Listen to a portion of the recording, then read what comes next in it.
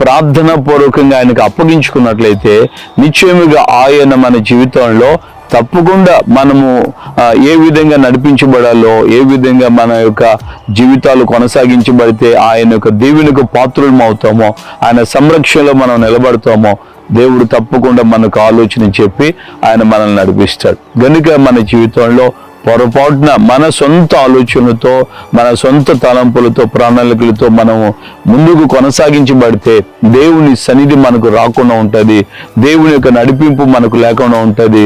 So దేవుని యొక్క సన్నిధి నడిపింపు లేనప్పుడు మనం ఎక్కడికి పోయినా ఏ విధంగానూ మనకు జయము కలగదు. గనుక దేవుడు మనల్ని తోడై ఉండి మనకు జయమును అనుగ్రహింప చేసేటట్లుగా మన జీవితంలో దేవుని సన్నిధిలో ఉదయాన్నే లేచి ప్రార్థన చేస్తూ ఆయనకు అప్పగించుకోవాలి. అప్పుడు ఆయన మనల్ని దీవెనకరంగా నడిపిస్తాడు. ప్రభు కృప మనకు ఆ విధంగా తోడై ఉండి మనల్ని బలపరిచి నడిపించును గాక.